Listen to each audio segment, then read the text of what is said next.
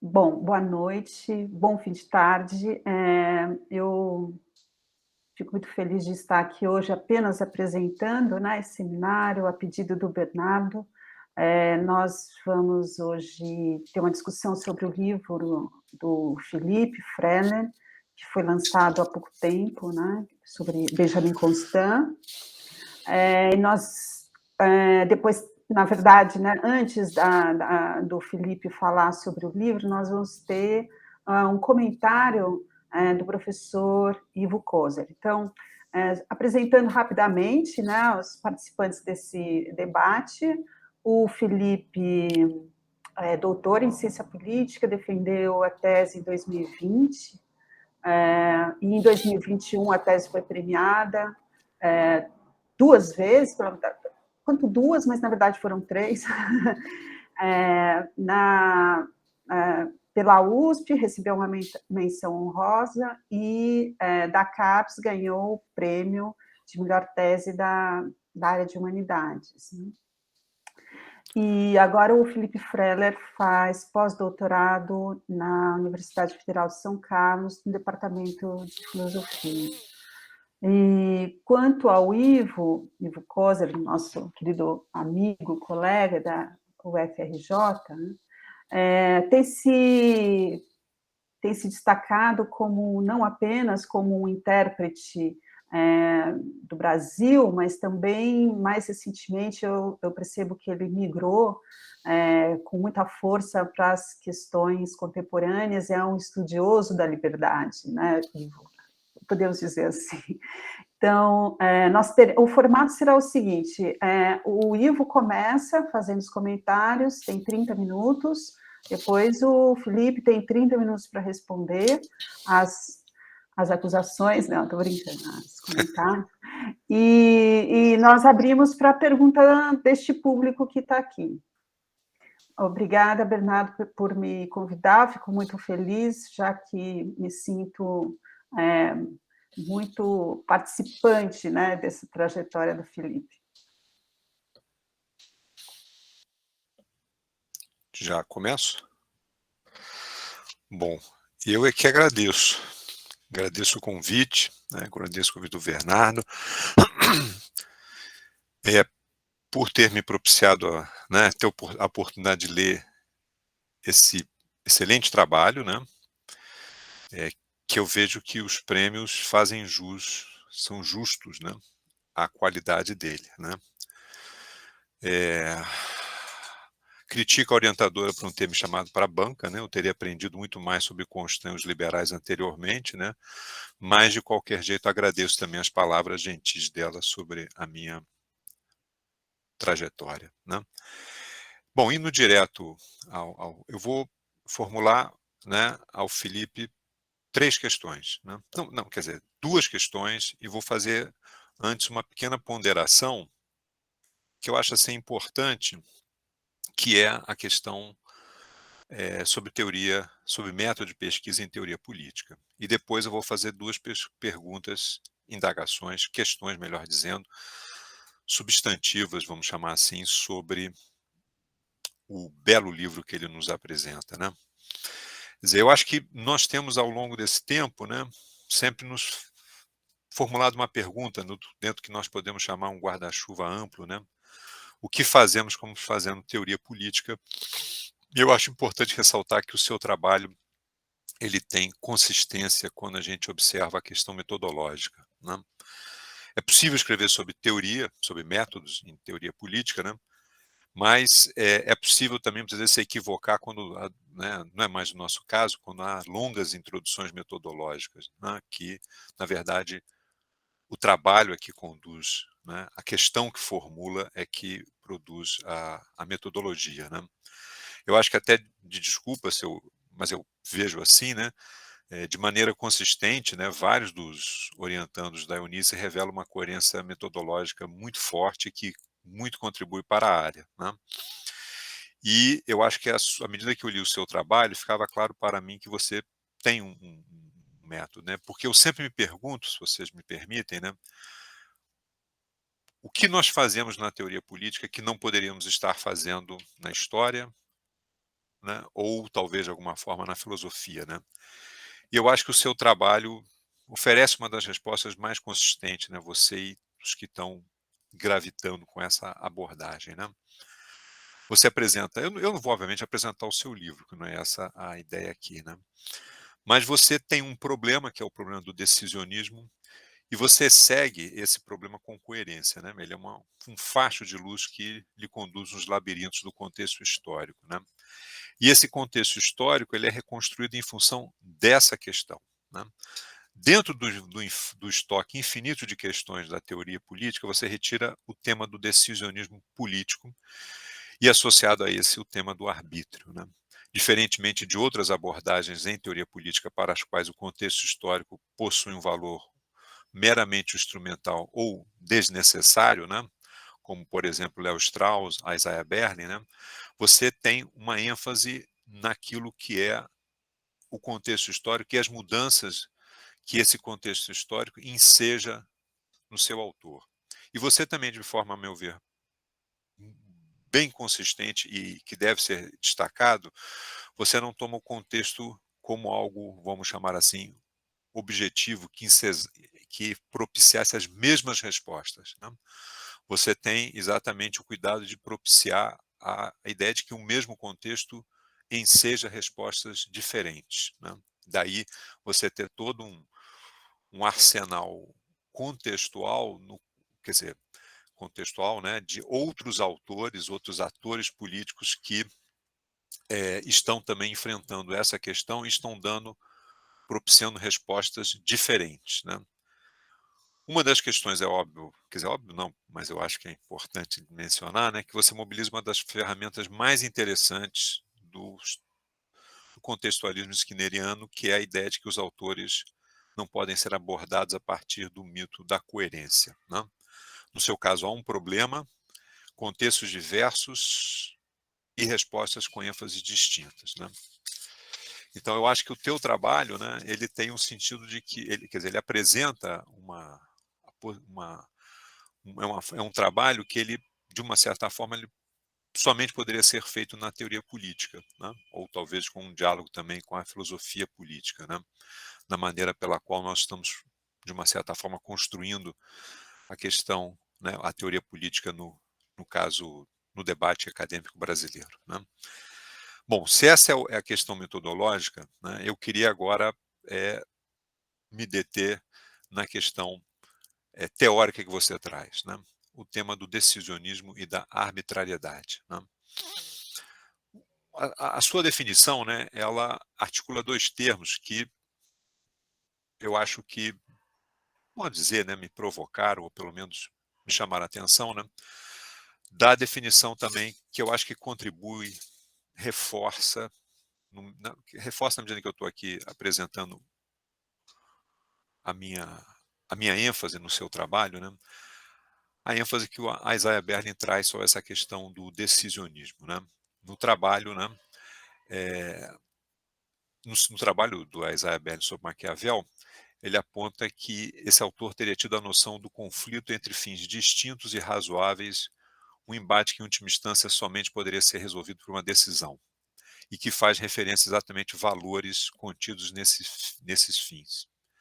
Em síntese, uma decisão política ela é arbitrária, porque não está alicerçada na razão, nem em última instância na lógica, mas sim nos fins últimos. E esses são justificados pelos valores que carregam.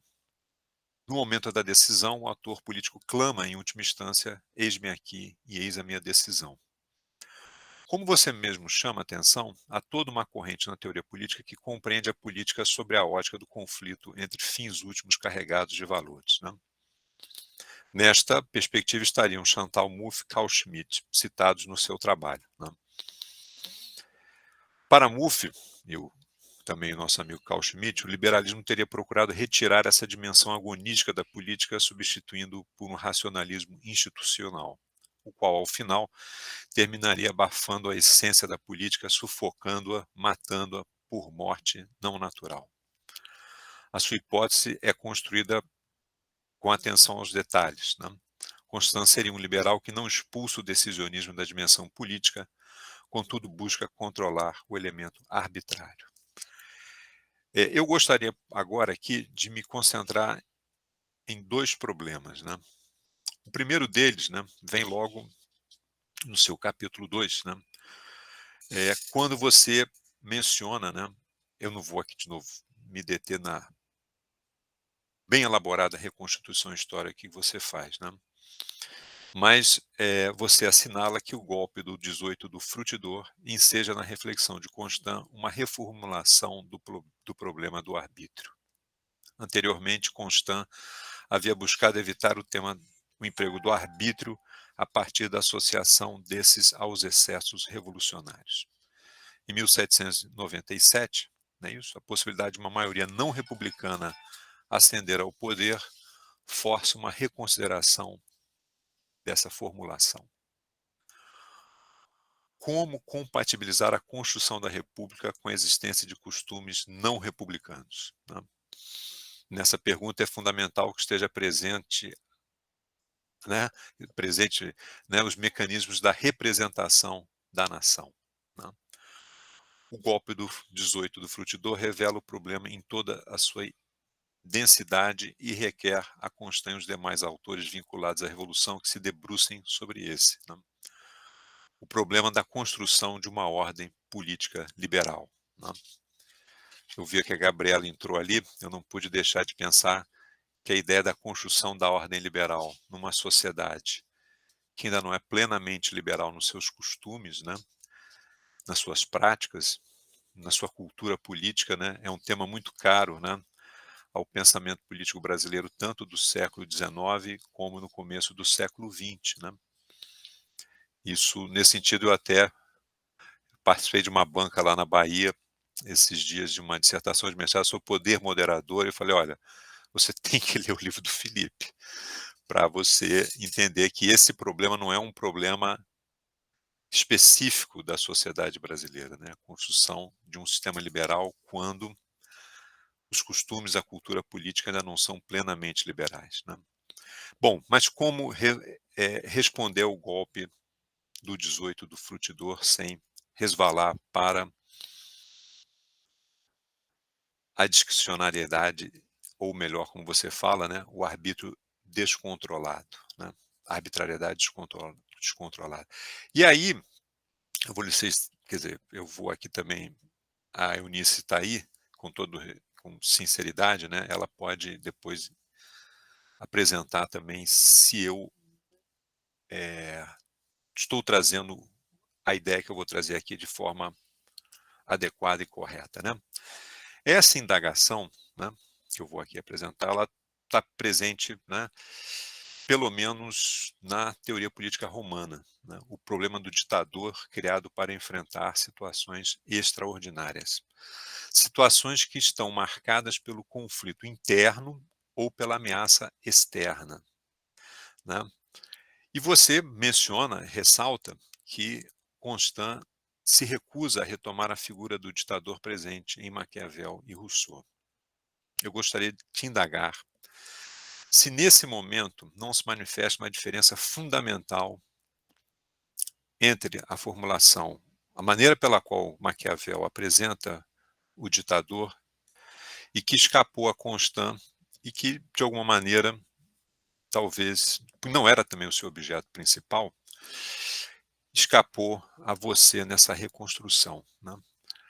Maquiavel retoma a figura do ditador nos termos da como ele entende a tradição romana, né? No livro 1, nos capítulos, no livro 1 dos discursos, é claro, nos capítulos 33 e 34, Maquiavel defende a criação do ditador a partir de meios ordinários para situações extraordinárias, as quais seriam os conflitos entre as facções e a ameaça externa. O ditador não poderia realizar nada que representasse uma diminuição do Estado, tal qual, tal como retirar os tribunos da plebe ou suprimir o Senado. Contudo, o que me chama a atenção é que o ditador, como eu entendo em Maquiavel, é um instrumento de conservação, ele é um freio, ele é um moderador, ele tem possibilidade de reorganizar esse conflito, mas ele não altera as forças políticas existentes dentro da cidade, né? Quem fez isso foi o caminho tentado pelos irmãos Graco e na Constituição do Decemvirato, capítulo 40, criado em razão do conflito entre a plebe e o Senado. O Decemvirato se volta contra a nobreza para depois se voltar contra a plebe. Essa figura que altera a ordem é o tirano, não o ditador, né? A questão que se apresenta no 18, né, é um golpe que visa manter a construção da nova ordem.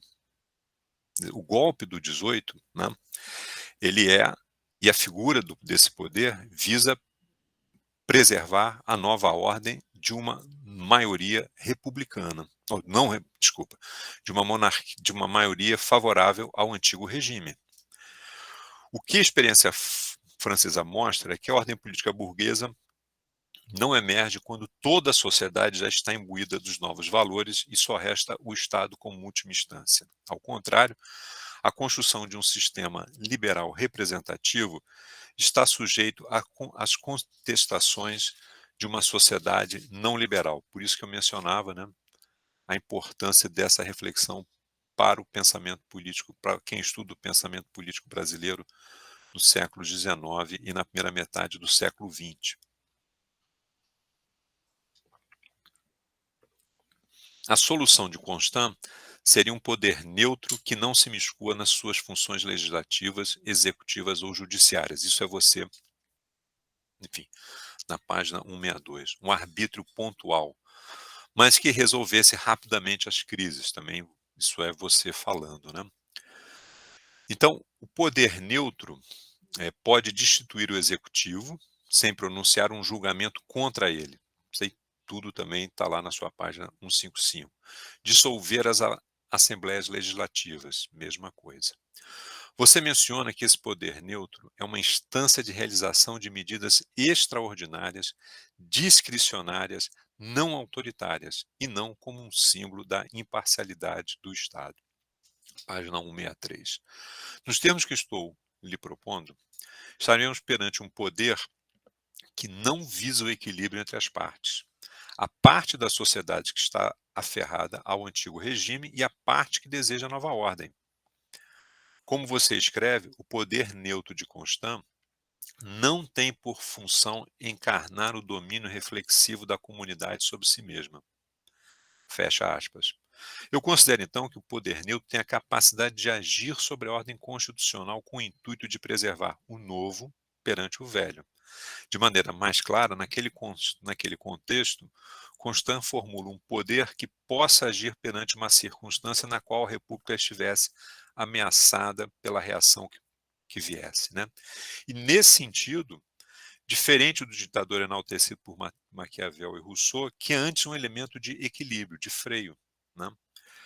Então, essa seria a minha primeira formulação para você, né? A segunda, eu já me desloco para os seus capítulos 3 e 4 e também, de uma certa forma, saio um pouco da teoria política moderna e vou, então, para a teoria política contemporânea, né?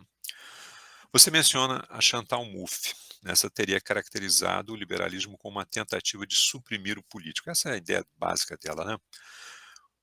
O esforço dessa autora seria no sentido de resgatar o momento da decisão, no sentido de que os autores devem decidir num terreno indefinido. São os termos que ela usa, né? O antagonismo, também escreve ela, revela o limite do consenso racional, né? Eu entendo a perspectiva dessa autora como se ela estivesse sinalizando que, a partir de dado momento, os atores dão vazão à decisão com base em fins e valores. E, nesse momento, nos espaços formais e informais, o conflito agonístico se manifesta. Segundo você escreve, Mouffe deveria reconhecer Constant como uma das referências centrais do retorno ao político.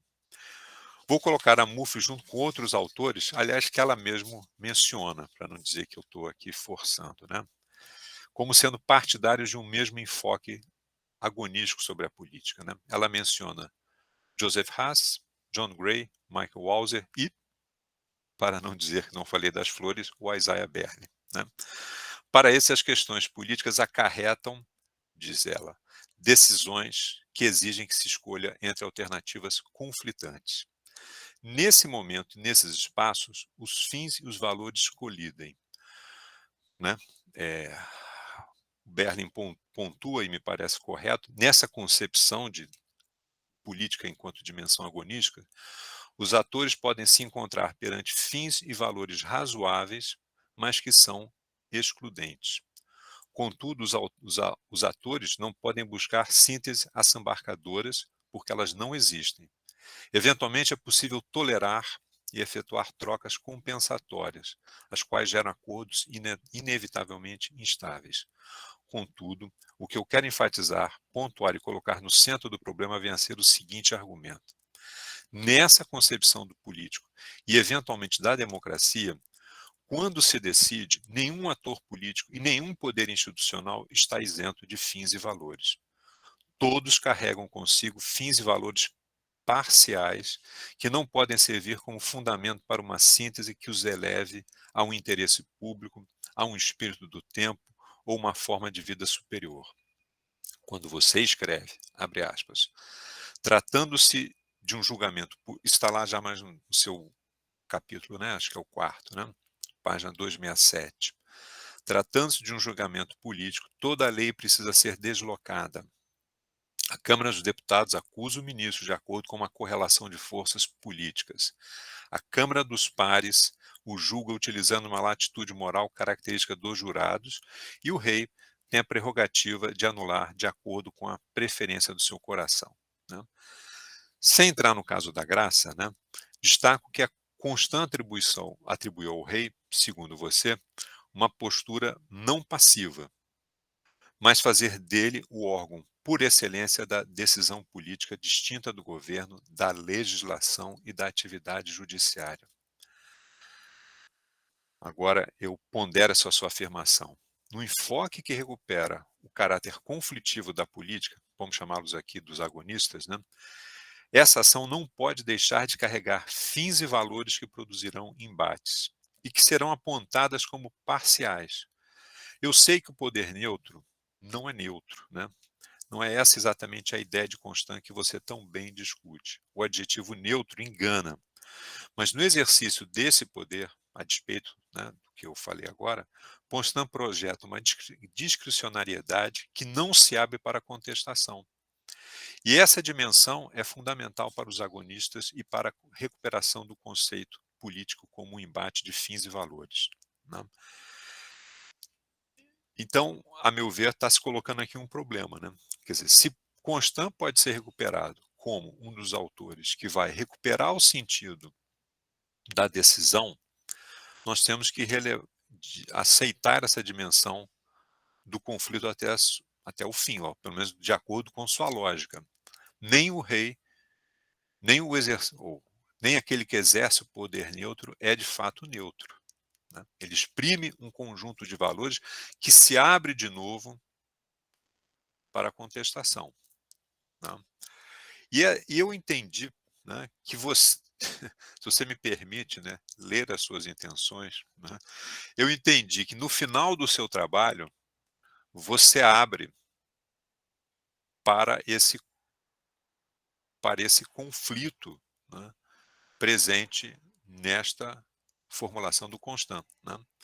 Você diz que Constant, antes de ser, desculpa aqui, eu só antes de ser um dos, vou falar a frase certa, né? Antes de menos como um pai fundador do Estado moderno de direito liberal, do que como um revelador de suas antinomias constitutivas, né? Quer dizer, o esforço de Constant em construir um poder neutro também revela a impossibilidade desse poder dentro da sociedade, na medida em que essa sociedade, ela, ou pelo menos Constant aceita isso, vocês falam isso em outros momentos, né, de que Constant não compartilha da ideia de que é possível trazer a verdade para a política, né? Quer dizer, isso não está dado, quer dizer, Constant não compartilha desta pretensão, né? Ele não compartilha dessa pretensão, não obstante, ele enseja todo um esforço em construir um poder que, em última instância, será de uma arbitrariedade controlada. Mas essa arbitrariedade controlada, ela não pode também se furtar a ser contestada como passível e carregada de valores. Que é esse o ponto que esse conjunto de autores, com ênfases diferentes, eles estão chamando a atenção, né? Quer dizer, o esforço de Constant é muito mais um revelador da antinomia constitutiva deste problema, né? Não sei se eu corri demais, mas enfim, eram essas duas questões que eu queria ali formular, né? Relativa ao ditador e relativa à questão da recuperação do político, né? E como Constant faz. Meus sinceros parabéns ao seu trabalho, né? A sua orientadora também, né? E a todo o grupo que o cerca, né? Você e ela, porque isso sem dúvida também mantém o trabalho, né, vivo, né? Muito obrigado ao convite do Bernardo, da Eunice e o seu, né? Gostaria muito de lhe escutar, né? Obrigado.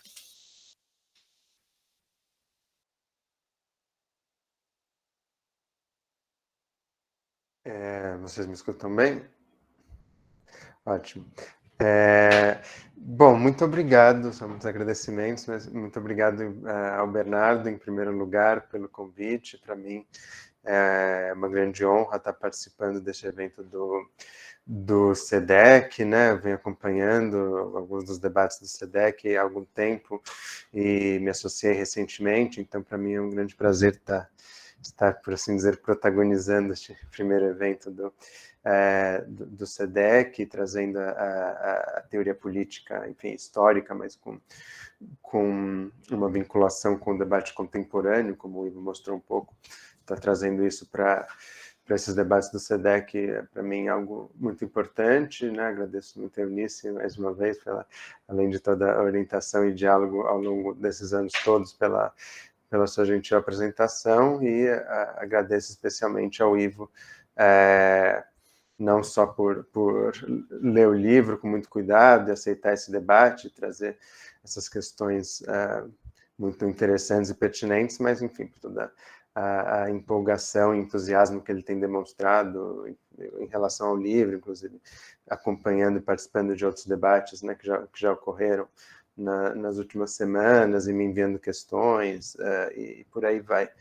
Então, e agradeço também a todos vocês que estão me assistindo, enfim, espero que enfim, seja possível dialogar com vocês também, que se houver tempo vocês tragam questões, tal, ficaria muito, muito feliz de debater. Bem, eu vou tentar responder um pouco essas questões do Ivo e tentando tomar o cuidado de como posso dizer, contextualizar um pouco o argumento do livro para a maioria que eu imagino que não o tenha lido, né? Começando, enfim, é muito interessante que o Ivo tenha começado trazendo, né, o Isaiah Berlin e uma aproximação entre Berlin e Constant numa chave diferente da usual, né? Quer dizer, Constant é um autor, né, do final do século XVIII, início do século XIX, que é mais conhecido, sobretudo, pela sua conferência de 1819, da Liberdade dos Antigos comparada dos modernos, que é um texto, enfim, clássico para a compreensão da liberdade, que é muitas vezes lido paralelamente aos dois conceitos de liberdade do Isaiah Berlin, né? São vistos como os dois textos que confluiriam na oposição entre dois modelos de liberdade, né? Um modelo liberal ou moderno e um modelo associado, no caso do Constant, aos antigos, no caso do Berlin, a uma série de outras filosofias não liberais. Mas o ponto, enfim,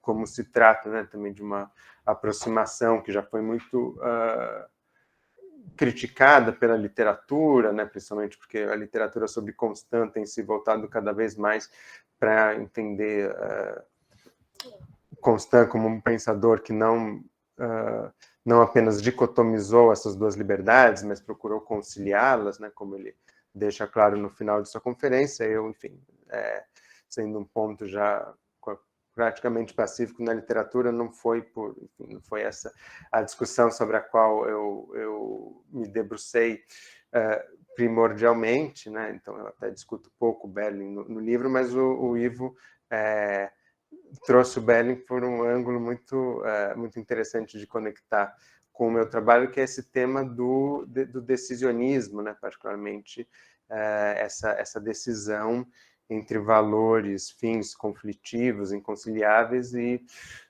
portanto, uma decisão que não pode ser fundada plenamente na razão, né? Esse foi, enfim, para quem não leu o livro, um pouco o tema central que eu procurei explorar no Constant, né? Como Constant trata desse tema da decisão que não pode se apresentar como fundada, como derivada de princípios racionais, de princípios facilmente dedutíveis pela razão, exigindo, portanto, um grau de discricionariedade, de arbitrariedade. Depois a gente pode, enfim, complicar um pouco mais esses termos, mas basicamente esse foi o problema que sobre o qual me debrucei, como o Ivo falou, procurando entendê-lo na relação tensa de Constant com o seu contexto histórico, né, tanto com o debate intelectual quanto com os acontecimentos políticos, né?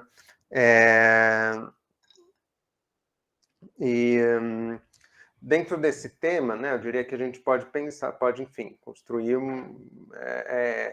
na história do pensamento político moderno e mesmo contemporâneo, pode construir de maneira um tanto estilizada, mas podemos, né, pensar em uma certa dicotomia, um pouco a partir de alguns desses autores que o Ivo trouxe, né, autores, digamos, mais racionalistas, né, que enfim, que viriam pelo menos desde o iluminismo, autores como Kant, como Condorcet, ou outros, e autores que, enfim, contemporaneamente a gente pode pensar no Rawls, no Habermas, ou enfim, outros autores que fazem um esforço digamos, pelo consenso racional em torno de certos princípios, e autores que enfatizam mais esse lado da decisão impossível de ser plenamente fundada na razão, né? Enfim, primordialmente Carl Schmitt, mas, né, no debate contemporâneo, como o Ivo trouxe, um autor importante é Chantal Mouffe, mesmo o Berling, curiosamente, né, mesmo sendo um liberal, ele estaria mais nesse, digamos assim, nesse liberalismo não racionalista, né? O Constant que eu procuro apresentar, né, o que eu acho que o interesse dele perante essa possível dicotomia na história do pensamento político é como a maneira como eu procuro construir, ele escapa a essa dicotomia. Ele poderia aparecer como, seja um meio termo, seja como um autor que não pode ser facilmente apreendido nela, né? Porque o que eu procuro mostrar é que o seu ponto de partida do seu pensamento estava ligado a um projeto racionalista análogo a um desses, como eu falei, de Kant, de Condorcet, ou de uma série de outros autores da Revolução Francesa. A gente pode pensar em Sieyès, pode pensar em Robespierre, enfim, não que esses autores sejam iguais, mas autores preocupados em fundar uma política dos princípios, portanto, uma política racionalista, universalista, né, e a qual se opunham, nessa época, né, no final do século XVIII, primordialmente críticos da Revolução Francesa, como Edmund Burke, Joseph de Maistre, Louis de Bonald, etc. Né, e Constant pertencia, então, a esse campo racionalista, né, defendia, né, no início de sua carreira política, a República como regime baseado justamente em princípios universais, né, companheira, amante, enfim, parceira intelectual, Madame de Staël, né, vai até mais longe, fala em princípios matemáticos que fundariam a República, né, uma linguagem próxima de Condorcet ou de outros, etc. Mas o que eu procuro mostrar é que justamente Constant acaba chegando nesse tema da decisão arbitrária ou discricionária quase que a contragosto, porque, quer dizer, desde o início da sua carreira política e intelectual, ele como defensor dos princípios racionais, o seu grande inimigo era o arbítrio, né? O arbítrio é o seu grande alvo retórico, né? Seja como republicano, seja mesmo como liberal, assim, porque a identidade que acabou se consolidando a ele, nesses dois casos o inimigo é o arbítrio. Mas o que eu procuro mostrar ao longo do livro é que ele, ao longo justamente de sua trajetória, foi cada vez mais tendo que lidar com esse arbítrio como um problema a ser enfrentado politicamente, não um simples mal a ser extirpado. Portanto, algo que deveria ter, de algum modo, seu lugar na ordem política, né? Não tanto porque ele gostasse disso, mas por uma certa inevitabilidade, e essa inevitabilidade eu interpreto muito nessa tensão de Constant com o contexto político do seu tempo, né? Então, eu diria que talvez... enfim, pensando nessa relação com Berlin, né, talvez filosoficamente eles sejam muito diferentes, né, embora não sejam liberais, mas nesse sentido de que Constant está ligado a uma cultura iluminista, racionalista, um pouco, enfim, naquela oposição, né, do Berlin, né, entre as ciências e as humanidades, né, enfim, no qual Berlin critica um certo ideal iluminista, né, enfim, associado a Voltaire, a ilustração francesa de modo geral. Constant pertence a essa cultura, ele acredita no progresso, ele acredita em um certo sentido da história, né, de que a república, a igualdade, a república pensando principalmente os primeiros escritos de Constant, mas depois isso é um pouco, esse ideal republicano é um pouco adaptado, de algum modo, para a monarquia constitucional, claro que com algumas complicações do seu pensamento, mas, de certa forma, o que eu procuro mostrar é que ele chega nesse plano de decisão discricionária por meio de uma tensão com o seu contexto de atuação política e intelectual, né? Talvez não, enfim, dentro de uma filosofia muito diferente da do Berlin, né? Quer dizer, não sei se o próprio Constant teria lugar todo esse pluralismo de valores, né? Em um certo sentido, né? Isso faz parte da liberdade individual, mas ao mesmo tempo é preciso ter em mente que o Constant é um autor herdeiro do iluminismo, que crê no sentido da história, na razão, nos princípios, enfim, princípios universais e por aí vai. E bem, o que seria esse problema central que faz esse problema do arbítrio, da decisão discricionária, dessa decisão não fundada na razão, e por vezes precisa mesmo contrariar princípios estabelecidos, o que faz ele emergir, né? O próprio Ivo, o próprio Ivo abordou essa questão, né? Que é inicialmente dessa dificuldade, né, em fundar uma república racional dos princípios em meio a uma opinião pública dominante que não é percebida como republicana, né?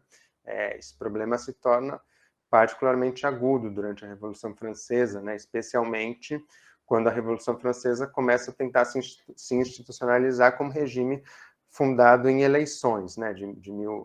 Entre 1789 e 1795 é quase impossível falar nisso, né? Enfim, dada a instabilidade, o fato de que a Constituição de 1791 não dura, vem o terror, mesmo depois da derrubada do Robespierre, né? Uma demora em procurar fundar um novo regime constitucional, mas quando se procura fundar esse regime constitucional, que é o diretório, quer dizer, o que salta aos olhos é a derrota do que era concebido informalmente como Partido Republicano nas sucessivas eleições, que traz para os conselhos legislativos deputados que até hoje os historiadores discutem se essa acusação era verdadeira ou não, mas que na época eram percebidos como favoráveis à restauração da monarquia e à anulação da obra da Revolução Francesa. E Constant foi um dos primeiros teóricos disso, né, o que ele chamou de reação política, que é um termo que, enfim, permanece bastante atual, como todos sabem, e que justamente eu acho que é o tema que, de algum modo, introduz uma certa complicação nessa filosofia progressista da história, né, que acreditaria que justamente o mundo da superstição, da ignorância, dos costumes tradicionalmente herdados poderiam ser substituídos pelos princípios racionais. Essa ideia da reação política complica isso, né? E acho muito interessante isso que o Ivo trouxe, né, de que, né, um problema tradicionalmente associado ao pensamento político brasileiro, né, isso de como fundar a república em uma sociedade não republicana, ou uma ordem liberal em uma sociedade, uma opinião pública que não é liberal. Você pode ver que, enfim, a Revolução Francesa é um evento fundador disso tudo. A própria Revolução Francesa se deparou com esse problema, e Constant, e também a Madame de Staël, que eu fiz referência, refletiram muito sobre isso, né, escrevendo que a República, no fundo, a Madame de Staël explícita esse respeito, né, de que a República foi proclamada nas instituições antes de ser fundada, nos costumes e nas ideias, então haveria essa dificuldade de como manter, enraizar essa instituição republicana antes que ela encontrasse uma correspondência nos costumes, nos hábitos, das ideias da população francesa, que era vista como ainda simpatizante da igreja, da monarquia, e por aí vai. E dentro disso surge, né, um dos primeiros contextos em que eu mostro o surgimento desse problema do arbítrio, no sentido de que um autor como Constant se viu diante dessa república que ele acreditava que precisaria se fundar em princípios e evitar todo o arbítrio, e o que ocorre é que essa república cada vez mais precisa se desviar dos princípios e das leis estabelecidas para combater isso que o Constant percebia como uma reação política, né? E o evento, são muitos eventos, começa lá já na passagem da convenção para o diretório, tem o debate sobre os decretos dos 2/3, quem conhece a história da Revolução Francesa, nessa questão de que, né, uma parte, 2/3 da convenção permanecem no novo regime, contra as regras, enfim. Mas são vários episódios. O mais dramático é, sem dúvida, esse golpe do 18 Fructidor, né, do 18 Fructidor, em que é um verdadeiro golpe de Estado, em que o exército é mobilizado para prender e deportar esses deputados recém-eleitos acusados de conspirar pela restauração monárquica. Que, como o Ivo adiantou, né, leva uma reformulação do problema do arbítrio, né, e que enfim, no capítulo 2 do meu livro, eu procuro mostrar como a ideia, a famosa teoria de Constant sobre o poder neutro, um primeiro modo de Constant reformular esse problema do arbítrio, alocando o arbítrio de maneira controlada na própria Constituição, né? E, enfim, essa primeira Constant é conhecido por ter, enfim, por ter interpretado o poder do rei como sendo poder neutro na monarquia constitucional.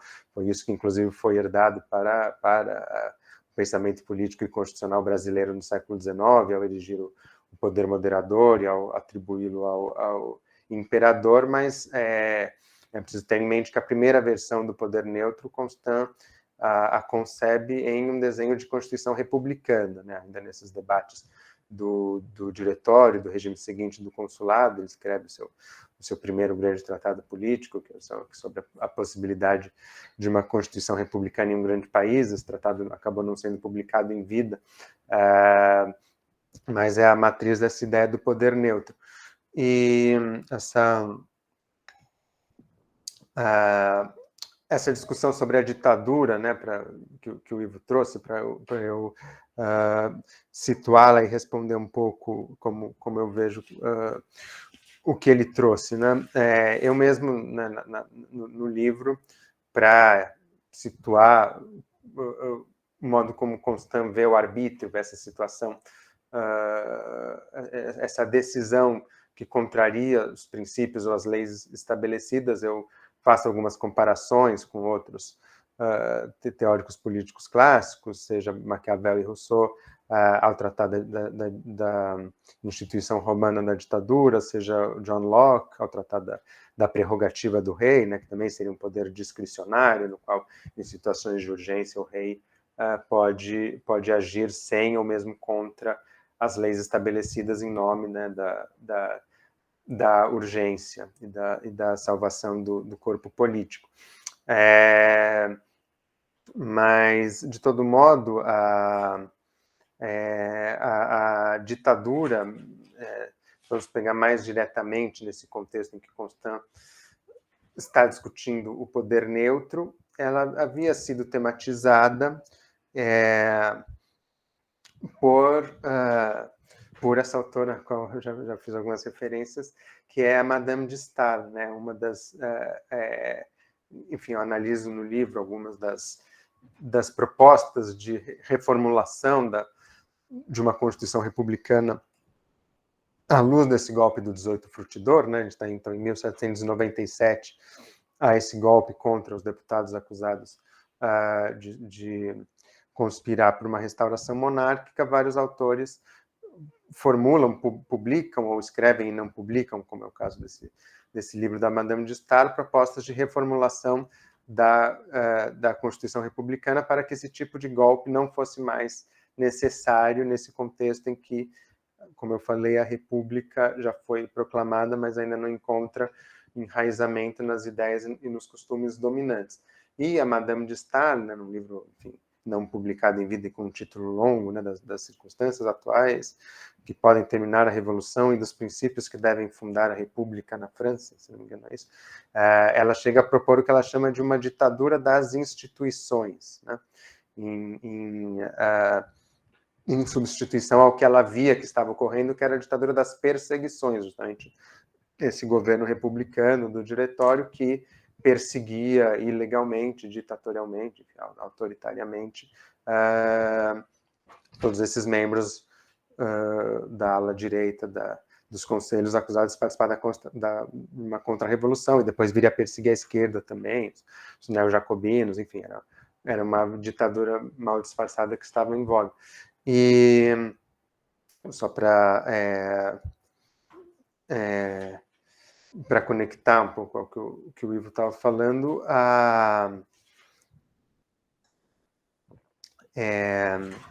essa ditadura das instituições da Madame de Staël, eu interpreto, usando, né, categorias que são do Carl Schmitt, né, no livro dele sobre a ditadura, né, o clássico livro A Ditadura de 1921, se eu não me engano, que ele estabelece um contraste entre a chamada ditadura comissarial, que seria justamente essa ditadura, como o Ivo falou, a ditadura romana, que tinha por função preservar uma ordem constitucional. O Carl Schmitt fala, né, que a Revolução Francesa trouxe à tona a chamada ditadura soberana, que se fundaria no poder constituinte, portanto, teria por objetivo não conservar uma ordem constitucional, mas fundar uma nova, e, portanto, teria um poder ilimitado, não limitado por nenhuma norma prévia, diferente dessa ditadura comissarial. Eu procuro mostrar como a Madame de Staël está um pouco também num meio termo, numa espécie de limbo, porque o seu objetivo é preservar uma república contra uma ameaça, mas justamente uma república que ainda não tem bases sólidas, e que essas bases sólidas ainda precisam ser criadas, portanto, o poder que ela propõe lá, um poder conservador, não seria exatamente uma ditadura soberana, não limitada por nada, porque tem uma ordem prévia, mas seria um poder que participaria da elaboração da lei, algo que o ditador romano não poderia fazer, né, como o Ivo colocou. E o poder, enfim, tudo isso que eu estou trazendo é um pouco para situar o que eu vejo que é essa especificidade do poder neutro de Constant, né? Qual é essa discricionariedade que é atribuída a ele, e como que ele se difere da ditadura, não apenas da ditadura romana clássica, mas dessa proposta da Madame de Staël. Enfim, qual é o seu papel e que ele revela em termos de antinomias do regime político moderno, né? Para Constant, o poder neutro, e aqui para simplificar, eu estou sempre me referindo a esse desenho de Constituição republicana, depois, né, no final dele, no último capítulo, eu discuto a monarquia constitucional, a gente pode discutir o que muda quando se trata da monarquia constitucional, mas quando se trata, né, dessa Constituição republicana, o poder neutro, ele, justamente como o Ivo falou, ele não é neutro no sentido de, nessa disputa entre revolução e reação, ou contra-revolução, de ser neutro entre ambos os lados. O poder neutro é aquele que é partidário da ordem estabelecida, da república, assim como, enfim, depois o rei será partidário da monarquia constitucional. Desculpa, vocês me ouvem ainda, né? Bati no microfone. Mas o que o Constant se esforça é justamente para evitar algo que estava lá nessa proposta da Madame de Staël. Enfim, uma proposta para a qual ele, ao que acreditam, né, alguns intérpretes, biógrafos, até contribuiu, né, enfim, leu os manuscritos, fez sugestão, mas o ponto é que ele escreve esses fragmentos um pouco depois, então ele está criticando a Madame de Staël, e talvez em parte ele mesmo que reformulou suas posições, mas por facilidade vamos nos referir a Madame de Staël, né, o ponto é que ela concebia uma ditadura de um poder conservador, quer dizer, seria uma espécie de ditadura de pessoas comprovadamente aliadas da República e do regime republicano, né? Filósofos, escritores, militares que tenham dado prova de fidelidade a esses princípios republicanos. E Constant, com o seu poder neutro, que ele procura buscar uma espécie de, digamos assim, de construção de, digamos, engenharia institucional que criaria um interesse que seria a favor, né, da preservação da Constituição republicana, mas que seria estruturalmente neutro em relação aos poderes em conflitos, né, basicamente poder executivo e legislativo. O judiciário não era considerado um poder político, né, o poder neutro justamente era pensado para ser, digamos, o guardião da Constituição, que hoje as democracias constitucionais atribuem ao judiciário. Na época, o judiciário era tido como uma instituição que apenas garantiria, né, a realização da lei, de modo quase que sem tomar decisões, e produzir, enfim, um pouco na concepção de Montesquieu, né, seria um poder invisível e nulo, né, não propriamente um poder político. Então, a questão era os conflitos entre executivo e legislativo, ou mesmo entre uma união do executivo e do legislativo para oprimir os cidadãos e tirar a liberdade, né? E aí o Constant, enfim, o que ele concebe é um poder, esse poder seria neutro dentro desse conflito e sempre favorável à preservação da República por conta de sua posição estrutural, né? Seria uma Assembleia eleita, mas vitalícia, né? Por ser vitalícia, temeria qualquer subversão da ordem, qualquer instauração de um regime autoritário, mas não exerceria nenhum dos outros poderes, portanto não teria nenhum interesse, seja pelo aumento do poder do executivo, seja pelo aumento do poder legislativo, né? Então é um certo artificialismo, digamos, né? Essa criação do interesse neutro entre esses poderes, e essa posição permitiria a esse poder exercer, então, tomar essas decisões discricionárias sem que a liberdade fosse colocada em risco, né?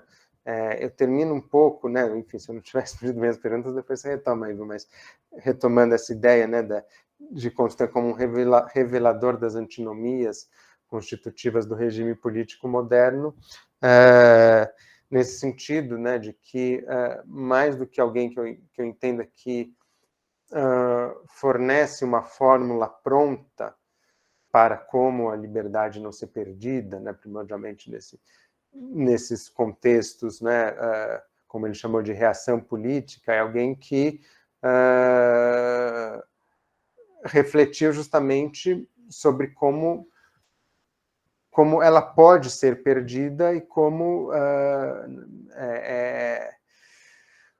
como preservá-la é uma função quase que aporética, né? Porque o que, enfim, nessa discussão sobre por que o poder neutro e não o poder judiciário que está em jogo, ao mesmo tempo uma certa concepção ingênua sobre o judiciário, que a gente sabe que hoje é um poder muito mais complexo, mas que ao mesmo tempo tem essa sacada um pouco instigante, né, de que a aplicação da lei é diferente dessa avaliação mais política sobre o risco à república, né, por isso um poder que seria de natureza propriamente político e cujo papel central seria a tomada de decisão discricionária, como é o caso do poder neutro, mas o próprio Constant revela algumas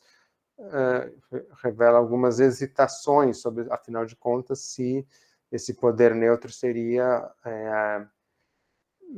uma garantia ou não, né?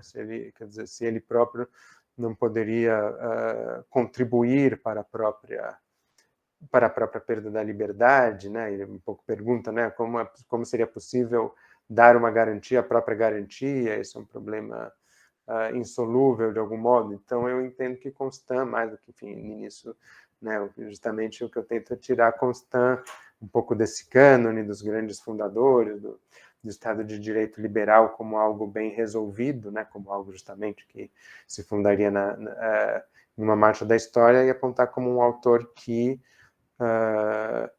em sua relação tensa com a experiência política, apontou para as antinomias desse regime político moderno. Queria um pouco isso, né? Acho que eu já falei meia hora, o tempo passa rápido quando se fala, e espero ter respondido bem as suas questões, Ivo, mas qualquer coisa é só retomar, reformular, enfim. Você gostaria de complementar, Ivo? Não, eu ouço todos, e se eu enfim, comento alguma coisa, a ideia foi mais ouvi-lo, né? Mas não, ouço a todos e depois, se for o caso, eu falo também, eu observo. Então, alguém quer fazer uma pergunta, comentário ao Felipe? Aproveitem. Falar então, Bernardo. Não, para falar a verdade, eu hesitei em fazer essa pergunta. Eu ainda não li o livro do Felipe, e também eu acho que a parte sobre o poder neutro, acho que é o que eu menos conheço no Constant. Mas eu achei muito sugestivo, provavelmente porque eu trabalho com pensamento brasileiro, a formulação do Ivo, né, que é um pouco aquela história do Oliveira Viana, né? Como é que você vai ter instituições liberais numa sociedade que não é liberal? Agora, ouvindo vocês, né, me pareceu, né, que, em boa medida, o que vocês estão discutindo é questão dos costumes e das leis. E aí está a Roberta aí ao lado, né, também. Né? Eu logo pensei, né, no Tocqueville também. Né? Ou seja, o que eu achei interessante, e por isso que eu hesitei até fazer a pergunta, que eu não conheço tão bem a formulação do sobre o poder neutro, mas o Tocqueville vai fazer a solução de que, apesar da França, sei lá, toda a história de longa duração, se vocês quiserem, que vem do absolutismo, né, que dificulta tanto, né, a liberdade, né, a centralização, que o exemplo lá dos Estados Unidos, talvez no sentido... Tudo bem, tem instituições, são as leis, né, associativismo, mas me parece uma coisa mais ampla, né, é uma maneira, né, de lidar, né, com a política. Né? Enquanto eu não sei se o Constant está pensando no sentido mais institucional. E é interessante, só para terminar, né, não vou me alongar demais, né, pensando... o Tocqueville é depois, né? O Tocqueville é já a monarquia de julho, assim, né? Lógico, você sabe como foi importante o curso lá que ele fez com o Guizot, né? Mas pensando nessa geração anterior da restauração, né? A Madame de Staël, né, que o Felipe falou, o próprio Constant, né? se o problema não está aí, e queria ver as diferenças nessa solução. Se a solução você pode pensar, sabe, muito diferente, porque alguns pontos, eu não sei, talvez se a Roberta quiser falar, mas só eu achei interessante, e ainda mais na referência brasileira, a gente sabe como o Tocqueville foi importante, né? É verdade que o Constant foi importante, mas foi mais localizado, né? Eu não sei se, sabe, estava tão integrado, né, no debate, na discussão, mas eu achei muito sugestiva essa ideia. Só isso, eu acho que o Ronaldo já está dando para falar. Estão escutando? Ah, tá. Foi um problema aqui de configuração.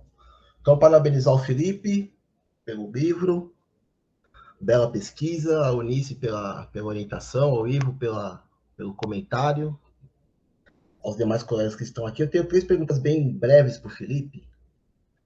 A primeira é a seguinte, digamos, não é uma provocação aos meus amigos contextualistas, mas estou pensando aqui o autor que eu trouxe de passagem, que é o Léo Strauss.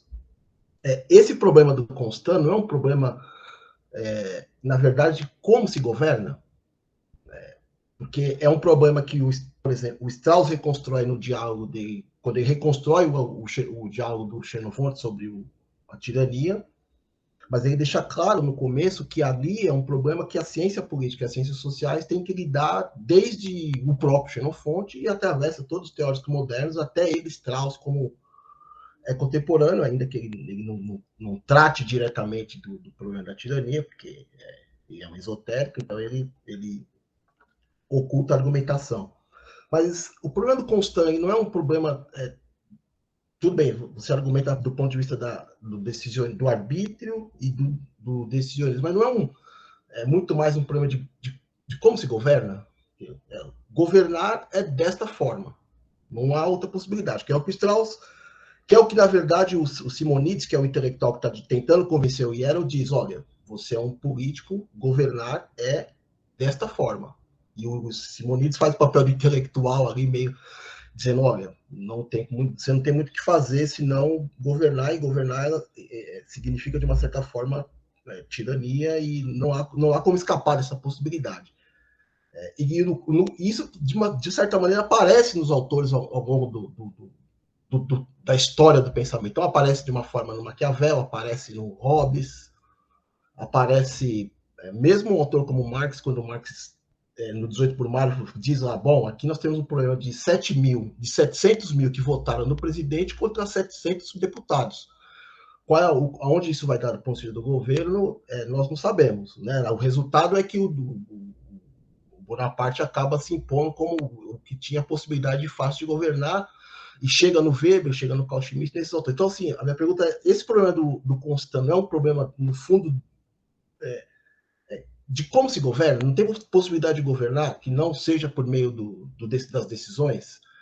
A outra pergunta é mais uma curiosidade, que é como funcionam as instituições inglesas por Constant? Porque me parece que tem uma influência do modo como os ingleses organizaram a monarquia, a relação com o parlamento, as duas câmeras. E uma última pergunta, que aí eu acho que é uma pergunta mais contemporânea, e que... não mais contemporânea, mas é uma preocupação pessoal, a questão da relação assimétrica do poder, por exemplo. Que, por exemplo, o que eu estou pensando com isso? No fundo, o poder e as decisões do poder, elas são sempre assimétricas. Ou seja, de uma certa forma, os subalternos eles não têm a posição de poder historicamente constituída. Então, nesse aspecto, não tem o risco não é grande desse decisionismo, dessa capacidade que o monarca, o rei tem de intervir nos conflitos? Essas são as 3 questões. Obrigado, Felipe, parabéns. E continuamos conversando depois no privado.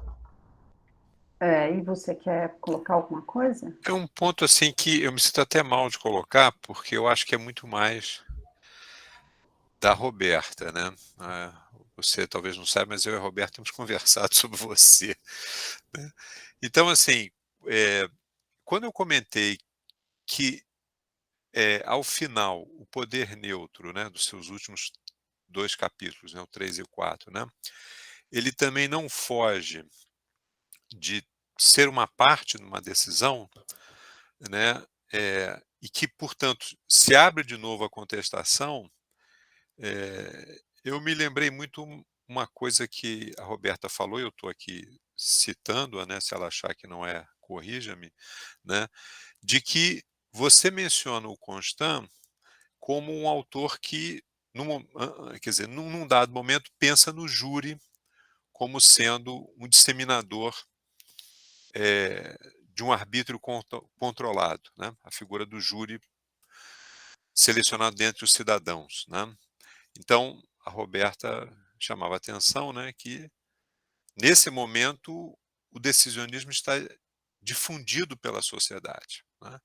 E no momento seguinte, por outra conjuntura, o Constant tenta concentrar esse decisionismo na figura do rei, né.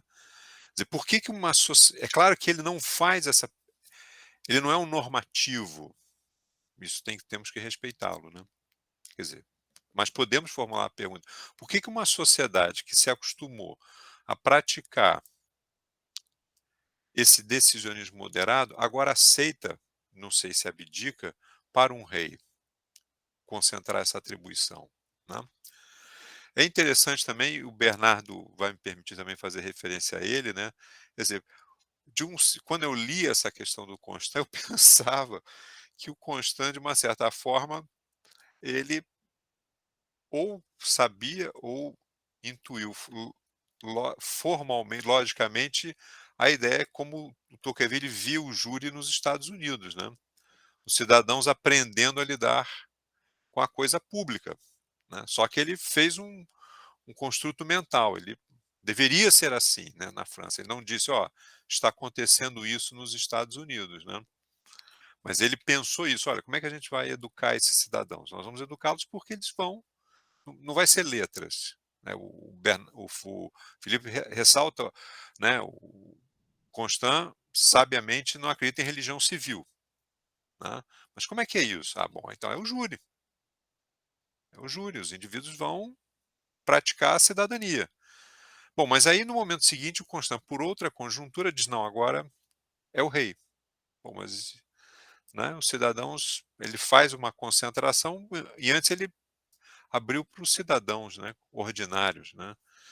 Então, quando você falou, eu lembrei muito disso também, né?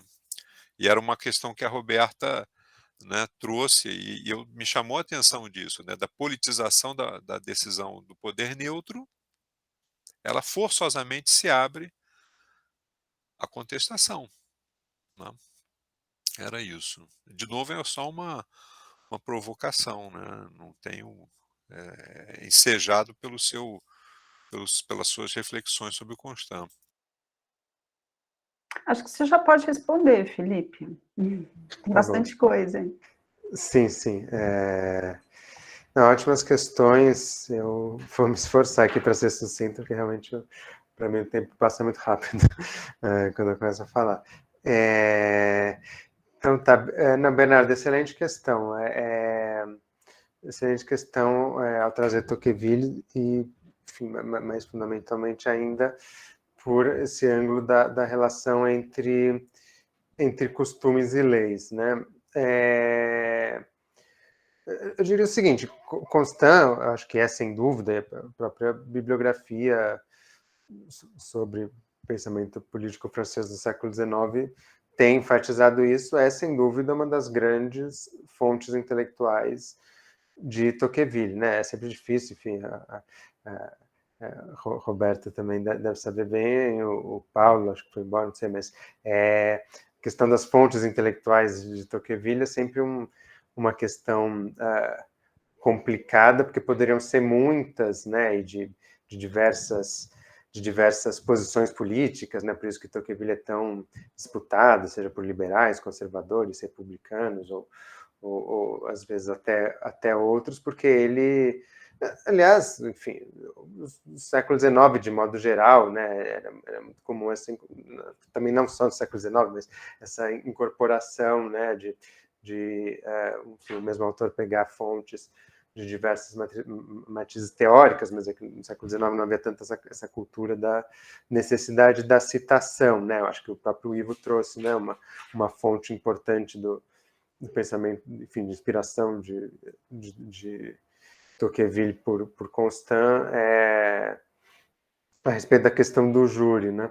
Mas eu diria que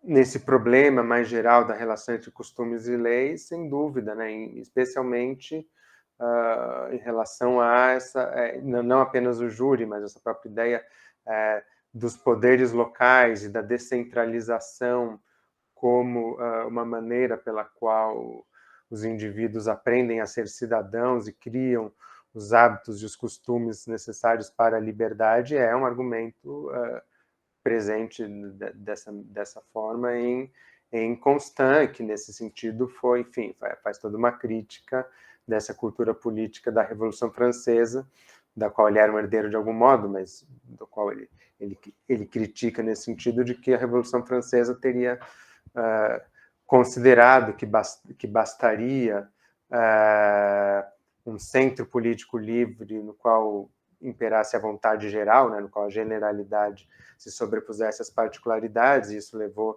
à anulação das liberdades locais, e Constant aponta, como fará Tocqueville, que é nas liberdades locais que se aprende a ser livre, porque justamente são elas que criam os costumes da participação, da virtude cívica, e por aí vai, ou seja, ele critica essa ideia que ele via como demasiadamente abstrata, né, de nação, de pátria, esse patriotismo abstrato da Revolução Francesa, né, da grande nação que absorveria todas as antigas comunidades locais, né, tanto Constant e depois Tocqueville argumentam, né, o que é interessante é que Constant muitas vezes apresenta esse argumento em uma discussão constitucional, justamente, né, sobre a melhor Constituição, é aquela que deve ter algum grau importante de descentralização para visando aos seus efeitos sobre os costumes, né?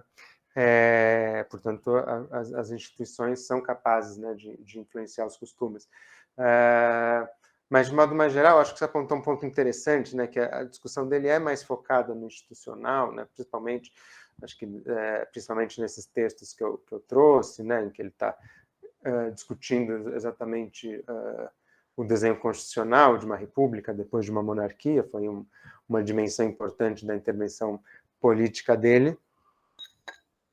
Mas o interessante é que ele tinha esse pensamento que, de certa forma, o lado da opinião pública e dos costumes é o mais fundamental do que as instituições, né? Tem, enfim, uma passagem dele que eu trago num artigo que eu publiquei na revista Mediações, sobre liberdade de imprensa, né, que trata a relação entre linguagens liberal e republicana, de Constant, Tratado da Liberdade de Imprensa, uma passagem que ele fala que a liberdade de imprensa é mais importante para a liberdade do que o habeas corpus, por exemplo, porque a liberdade se funda, acima de tudo, na opinião pública, na disposição dos cidadãos a conservar a liberdade, e não em instituições formais que garantem essa liberdade, né? Claro que as instituições podem favorecer os costumes.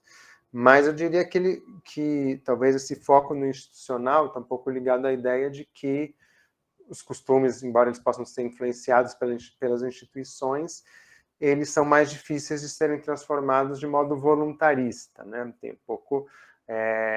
nesse sentido, tanto ele quanto a Madame de Staël são herdeiros um pouco em uma crença no progresso, né, de que os costumes tendem a progredir, as ideias tendem a progredir, né, inclusive essa visão, enfim, vem muito do iluminismo, né, de que são os filósofos e escritores que propiciam isso, né, por isso que a Madame de Staël fala, né, de que a fundação da República cabe aos filósofos e escritores. Toda essa questão do desenho institucional, dessa ditadura das instituições, é para justamente segurar essa República fundada antes da hora, enquanto esses escritos não tenham se difundido as luzes, não tenham penetrado a sociedade e criado as ideias e os costumes republicanos. Então, essa ideia é um pouco de que, quer dizer, os costumes cabem ao lento progresso e as instituições, digamos assim, são o que preservam dessas crises, dessas reações políticas, dessas ameaças à liberdade, né? E Constant também é um grande crítico do chamado despotismo ilustrado, né? Ou seja, do governo que considera que a sua missão é difundir as luzes, é moldar os costumes. Nisso tem aí até uma certa crítica de algo que ele e a Madame de Staël tinham apostado um pouco, né, de um governo que centralizaria as luzes, mas, enfim, ele um pouco, na sua fase mais maduramente liberal, se eu posso dizer assim, aposta mais nesse progresso espontâneo dos costumes, né, e das ideias. Mas, enfim, portanto, acho que também é algo...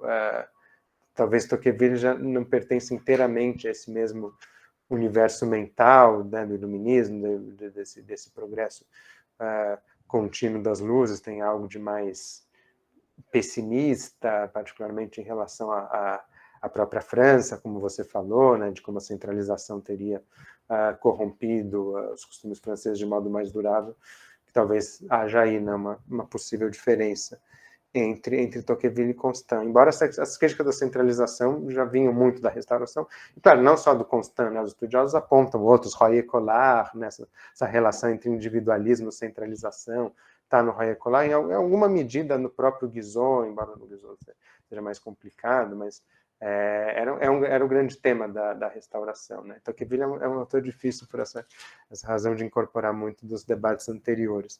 É difícil a apreensão da especificidade. Né? Agora, quanto ao Ronaldo, enfim, são questões muito difíceis, vamos ver se eu consigo. Eu acho que a questão sobre o Léo Strauss, talvez a Eunice talvez debateria melhor, não sei. Não, entendo que você está colocando um pouco assim, os problemas das questões perenes, né? Como se governa, se não seria uma questão perene mais do que contextual, né? Eu diria que, assim, né, nesse nível de generalidade, talvez seja uma questão perene, né? Acho que, sei lá,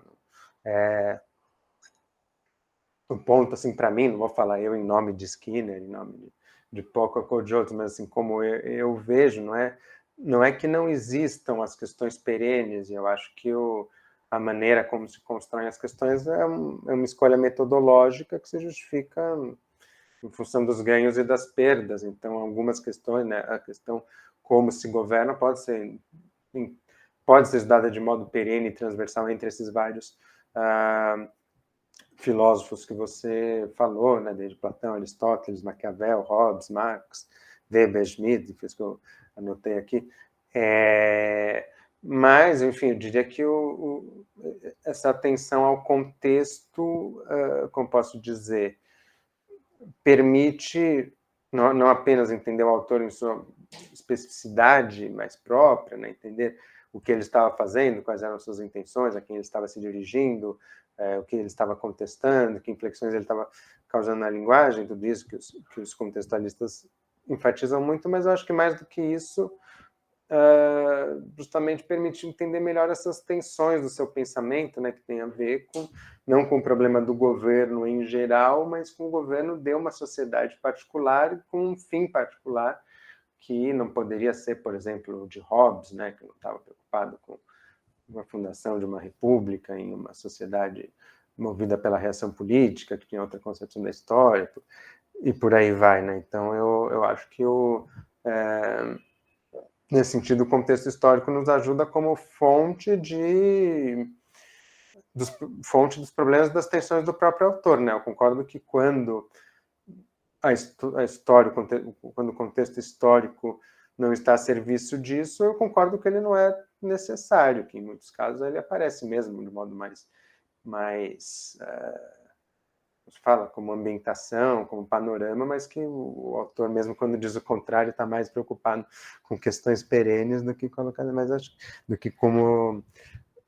contexto histórico como fonte de tensão. Mas eu acho que o interessante é, claro, não mobilizar o contexto histórico para ficar nele mesmo, mas para entender tensões que são do fazer político, não, pelo menos nesse contexto, enfim, no contexto da teoria política moderna, do fazer político moderno. Claro que tratar de autores pré-modernos, talvez essa discussão até ganhe mais interesse, porque você está falando, enfim, se existe uma política em geral, um plano do governo em geral, mas essas são questões grandes que eu não sei se eu teria condições de responder. Sobre a sua pergunta mais pontual sobre as instituições inglesas. É complicado, né? Porque, enfim, o Constant é mais conhecido por ser justamente digamos, um advogado das instituições, chamado modelo inglês na França do início do século XIX, particularmente sobre a restauração. Ele escreveu explicitamente que o modelo dele era justamente as instituições inglesas, e isso cristalizou um pouco essa visão dele, né? No fundo é mais complexo, porque se a gente for pegar os escritos dele antes da restauração, né, durante o diretório, o consulado, na verdade a Inglaterra era um contramodelo, em vários sentidos. Inclusive tem um livro dele sobre as consequências da contra-revolução na Inglaterra. Eu estou tentando lembrar do título, esses títulos do século XIX super longos, né? Das consequências da contra-revolução na Inglaterra em 1660, né? Em 1660, se não me engano, que a monarquia foi restaurada, justamente mostrando como a restauração da monarquia na Inglaterra foi um banho de sangue, que isso ilustra, na verdade, que toda a restauração da monarquia é sempre um banho de sangue, não se pode confiar nas palavras dos reis, muito menos dos reis que já foram depostos e querem voltar, etc, etc. Nesse contexto, o Constant era um republicano mais radical, nesse sentido de se opor à instituição mesmo da monarquia. Mas, num sentido mais profundo, né, a Inglaterra, nesse primeiro momento, era percebida justamente como aquela política aquele modelo político que, por mais que garantisse alguma liberdade, ele não era fundado nos princípios e na razão como uma boa república deveria ser, né? A Inglaterra era mais um produto feliz de uma história conturbada do que uma construção em torno dos princípios, né? Tanto ele como Madame de Staël usam esse argumento durante o diretório. A gente pode pensar, o interessante tanto do Constant quanto da Madame de Staël é que eles têm como referências, né, como eles veneram intelectualmente, dois personagens da Revolução Francesa que são quase antagônicos, e o antagonismo deles se dá muito em função da adoção ou da rejeição do modelo inglês, que são Sieyès e Necker, né?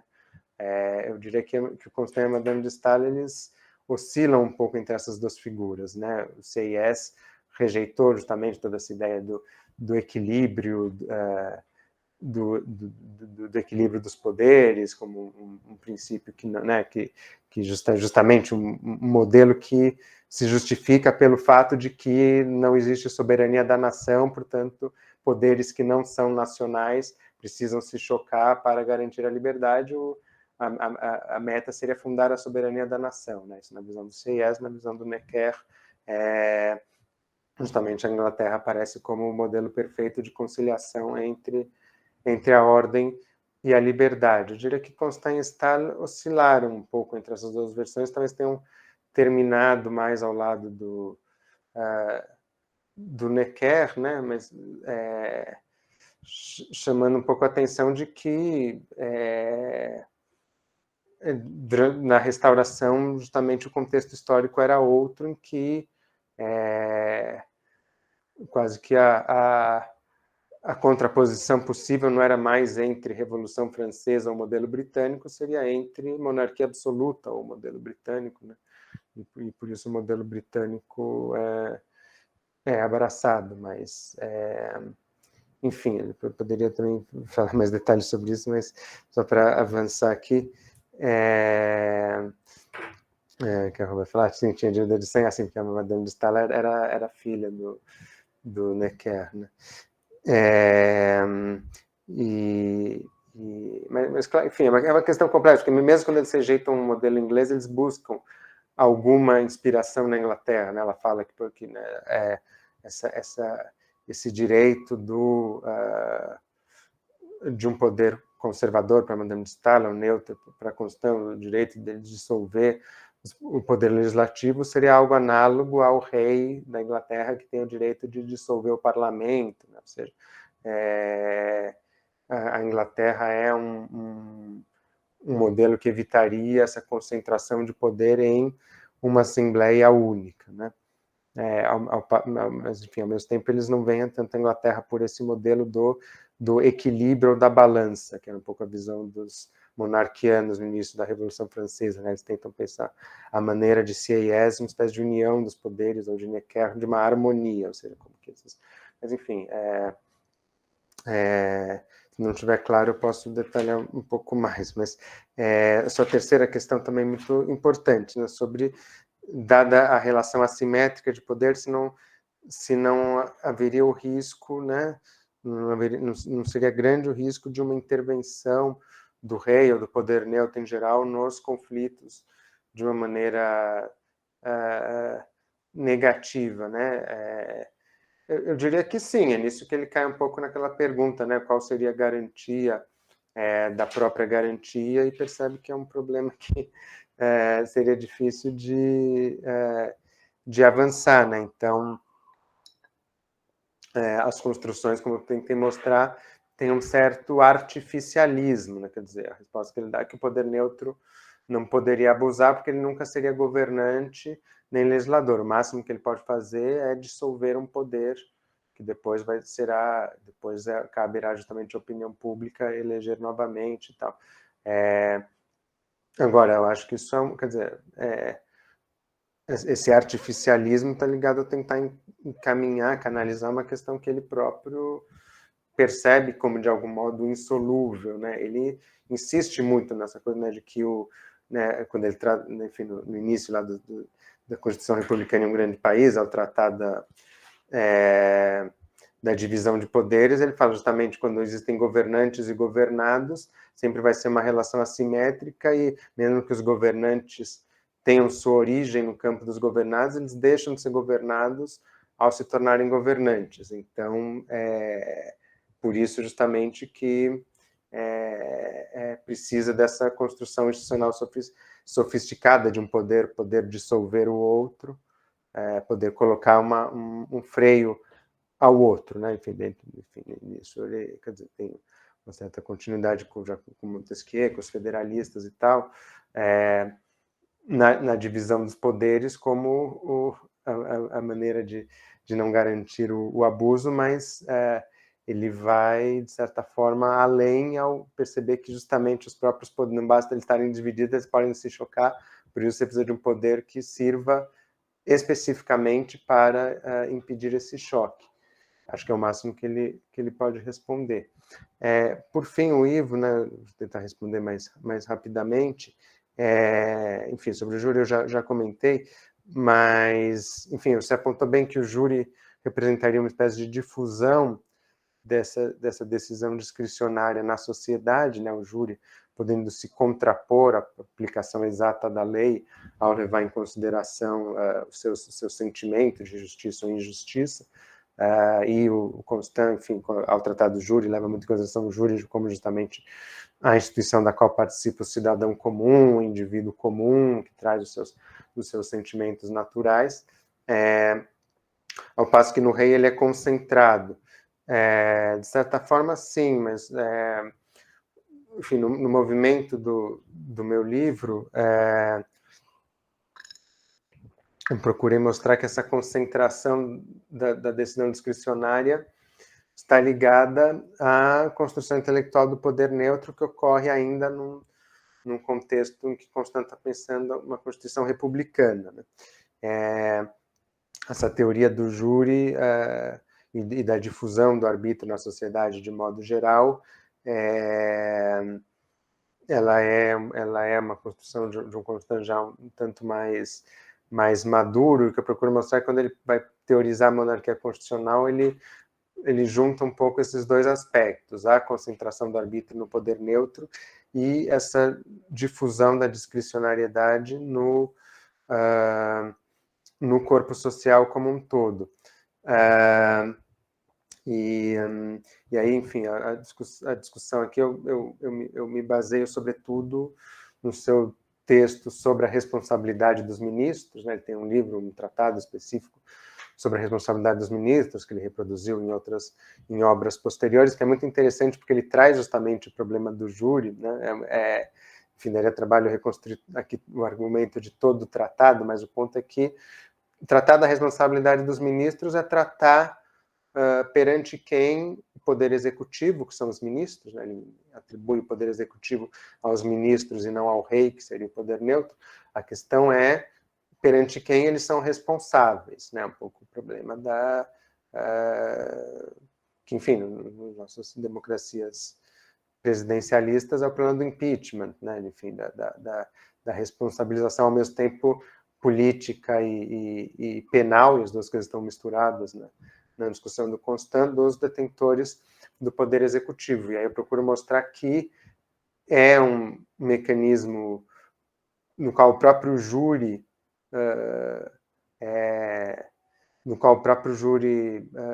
tem o seu lugar na discussão, né? Porque os ministros nos crimes que seriam comuns, né? Não nos crimes políticos, eles seriam julgados pelo júri, mas mais do que o júri em si, raciocínios análogos a esse do júri são inseridos por Constant nas diferentes etapas em que ocorre essa responsabilidade, esse julgamento dos detentores do poder executivo, né? Um julgamento que justamente o que o Constant enfatiza é que deve ser um julgamento arbitrário, por não se basear em uma lei precisa, né? Aquele trecho que você leu, né, Ivo, de que toda lei precisa seria deslocada, no sentido de que não, seria impossível que uma lei previsse tudo que pode ocorrer no campo político que faça os ministros merecerem responder pelos seus atos.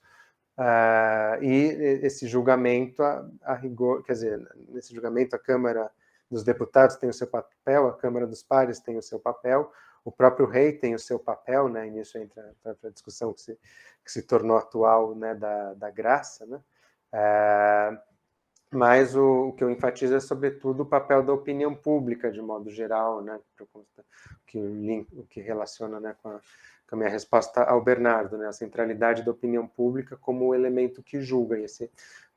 Portanto, tudo isso eu estou falando para enfatizar essa difusão desse julgamento arbitrário, desse julgamento que tem um componente arbitrário, não apenas em todos os órgãos constitucionais, mas na própria sociedade, por meio da opinião pública. Creio que é isso. Enfim, espero ter respondido bem. Bernardo, a gente ainda tem tempo para perguntas? Temos até quando a gente quiser. Tá, então, Sérgio. Agora sim, né? Da outra vez eu acho que eu tentei falar, não estava abrindo o microfone. Boa noite para todo mundo. Parabéns, Felipe, pelo lançamento do livro. Como a Roberta disse aqui no chat, o Felipe responde tudo, né? Nossa Senhora! Pega todas as perguntas. Mas a minha pergunta, por eu não conhecer tanto bem a obra do Constant, nem os debates sobre o Constant, é uma pergunta que é até um pouco injusta, porque extrapola a obra, né? Eu gostaria de saber um pouco mais as suas impressões sobre isso, se tivesse ao alcance, né? Porque você terminou a sua fala inicial falando que o Estado de Direito não é uma questão bem resolvida no Constant, né? E que essa é uma questão meio duradoura, né, no liberalismo, né? O Constant como o autor, o teórico do Estado de Direito contra o arbítrio, né? E aí eu fiquei curioso para saber, assim, se resta um legado do Constant na discussão mais contemporânea do liberalismo de forma mais geral sobre o arbítrio, né? Se ele lega alguma coisa para esse debate, porque eu tenho a impressão que, com todos os seus problemas, né, assim, na literatura liberal de forma mais geral, ou pelo menos uma literatura mais do direito que eu tive contato nessa questão prática do arbítrio, né? O que é fazer quando ocorre uma situação de emergência, o pensamento liberal recorre, com todos os problemas, as questões mais contextuais, né, ao Locke, né? A questão da prerrogativa, que a prerrogativa agora não é mais do rei, mas uma prerrogativa do executivo, uma prerrogativa do presidente, né, no mundo anglo-saxão, né? Então, eu queria entender se o Constant também tem alguma participação nesse debate, né, para além do Locke, né, pelo menos no Frankenberg, que é um autor que escreveu sobre as técnicas de Estado, né? Ele tem até uma noção lá de método Locke, né? Que ele fala um pouco da prerrogativa e como isso acaba sobrevivendo de uma outra forma, né? Mas eu queria entender um pouco se o Constant também tem um legado nesse pensamento liberal na questão do arbítrio na contemporaneidade. É isso, obrigado. Não, alguém mais vai perguntar? Não, acho que não, né? Excelente questão, Sérgio, muito boa, porque é muito curioso isso que você falou, porque Locke, justamente, eu diria que é um autor, digamos assim, né, nesse ponto da prerrogativa, né, digamos, mais perigoso do que Constant, no sentido de abrir margem a um arbítrio maior do que aquele que Constant admitiria, né? Quer dizer, o arbítrio que a gente está falando do Constant seria eu trato, né, no fundo de vários temas, mas assim, no que diz respeito às funções constitucionais, isso de dissolver uma assembleia e convocar novas eleições sem que isso precise ser justificado racionalmente, etc. Locke, quer dizer, a ideia da prerrogativa perante um perigo, o governante pode contrariar as leis de modo, enfim, desde que haja pelo bem comum, né? Quer dizer, referência vaga ao bem, e o Constant, não citando Locke, mas em suas críticas, especialmente ao período do terror da Revolução Francesa, sempre fez muitas críticas a essa ideia de que palavras como bem comum, como, né, vontade geral, etc., podem se colocar no lugar da observação das leis e dos princípios básicos da liberdade, né? Ao passo que no caso do Locke, né, um pouco essa, Locke diz que, quer dizer, se o rei usa a prerrogativa não para perseguir o bem comum, mas para perseguir o próprio objetivo privado, só resta o apelo aos céus, né? Quer dizer, entra num domínio quase que não mediado pelas instituições, e é um pouco assustador que você está falando do liberalismo contemporâneo, que recorre mais a esse paradigma da prerrogativa. Eu diria que tem a ver, talvez, com uma certa centralidade do poder executivo, né, que não estava no horizonte histórico do Constant, né? Enfim, durante a Revolução Francesa, trabalho no livro, né, teve autores, a começar pelo próprio Necker, e antes deles monarquianos, que, enfim, insistiram no fortalecimento do poder executivo, mas mesmo esses, em geral, de modo um pouco para impedir um domínio absoluto da Assembleia, né, da Assembleia Legislativa, né? Era uma cultura legicentrista, segundo a qual o poder central era o poder legislativo, e com Constant coloca, com todas as letras, que o poder central é o legislativo, mesmo assim o poder executivo deve ter alguma independência, com condições de frear esse poder legislativo, mas o poder central é o legislativo. Acho que essa centralidade da prerrogativa nas democracias contemporâneas tem muito a ver com isso que o Rosan Vallon, não sei se ele é o único, mas lá naquele livro Le Bon Gouvernement, ele chamou de um processo de presidencialização das democracias, né? Especialmente no século XX, né, que colocaram, né, mesmo nos países que são parlamentaristas, colocaram no chefe do poder executivo o poder central, né, e, enfim, acho que cada vez mais, diante enfim, das próprias imprevisibilidades do mundo, ameaças terroristas, pandemia, etc., guerras, né? E eu acho que esse não era o horizonte do Constant. Agora,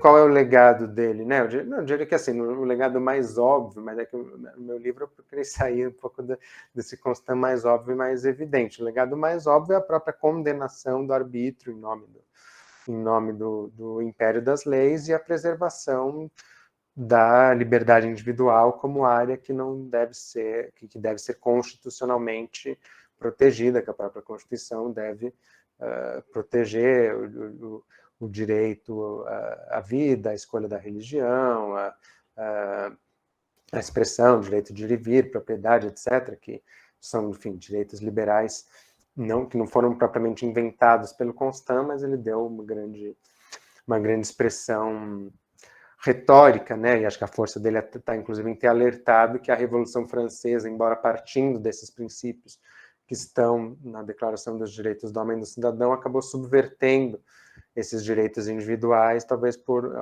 apesar de ter anunciado, não ter levado tão a sério,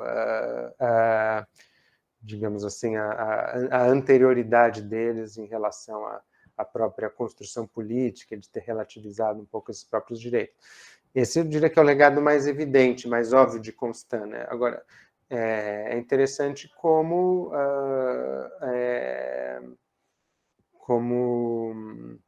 enfim, alguns elementos de discricionariedade mais pontual, defendidos por Constant, mais pontual em relação à prerrogativa do Locke, sobrevivem, né? Então, a gente teve nas últimas semanas, por um mau motivo, né, que foi a graça dada pelo Bolsonaro ao Daniel Silveira, né? Eu até escrevi um artigo para o blog Estado da Arte sobre isso, que isso remonta à discussão sobre o indulto, e muitos juristas hoje em dia têm muita dificuldade de explicar, afinal, por que tem indulto na Constituição. Alguns falam que nem deveria existir, que isso é um resquício do feudalismo, do absolutismo, ou algo do gênero, e o ponto é que Constant é um dos que justamente tenta teorizar essa instituição do indulto à luz desse problema que eu aponto, né, dessa descontinuidade entre o geral e o particular, de que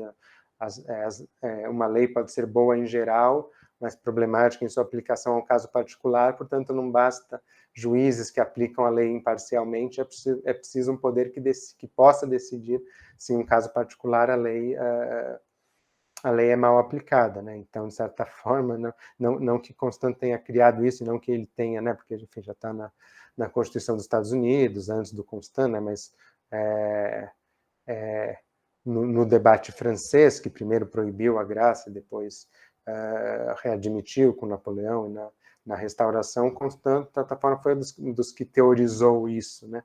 E, deixando claro, não acho que... A própria pergunta é bastante anacrônica, mas não acho que ele iria gostar do uso dessa instituição pelo Bolsonaro, mas o ponto não é esse, né? A própria previsão constitucional disso. Não deixa de ser um resquício dessa discussão que eu reconstruo no livro, né? Então, acho que é um pouco isso.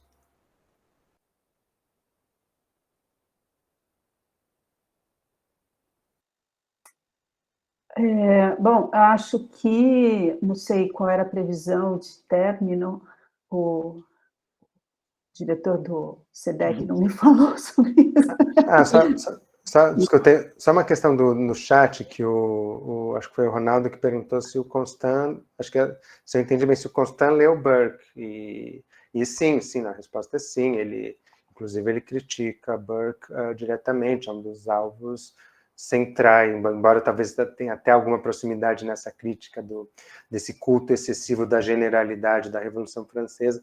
Ao discutir os princípios e a centralidade dos princípios, Constant é explícito na sua crítica a Burke, porque Burke teria rejeitado os princípios em nome de uma série de critérios que Constant considera arbitrários, justamente, que seriam esses legados do passado, as tradições, que né, o Constant vai direto naquela frase do Burke de que princípios verdades princípios metafisicamente verdadeiros podem se revelar politicamente falsos, e Constant critica abertamente essa frase como de alguém que está justamente enfraquecendo o império dos princípios, porque um princípio, justamente, se ele é fundado na verdade, ele tem que ser aplicável politicamente também. A questão de Constant é como buscar essa aplicação. Então, é um exemplo assim, de debate com Burke. Bom, acho que então a gente pode encerrar, né, o debate hoje, que foi realmente muito interessante.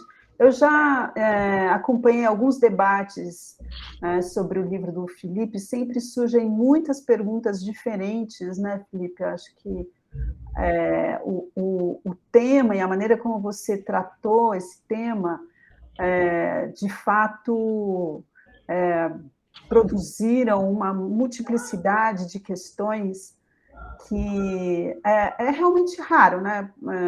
Imagino, assim, nas coisas que eu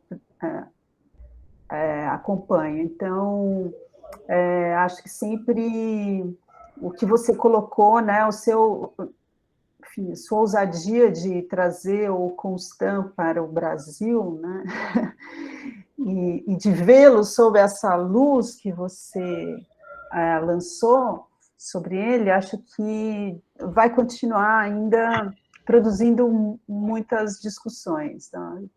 Espero que sim, e que você não se canse desse tema. Uma hora você vai se cansar e vai falar, vamos mudar o disco aí. Mudar o disco tem uma expressão velha, né? Então... Virar ao lado, né? Virar ao lado ainda Virar o mais lado B poético, do né? O lado B disco, aí também é o mais lado antigo B, ainda, né? exatamente. Então, parabéns e, bom, obrigada pela oportunidade também, Bernardo, de estar aqui hoje.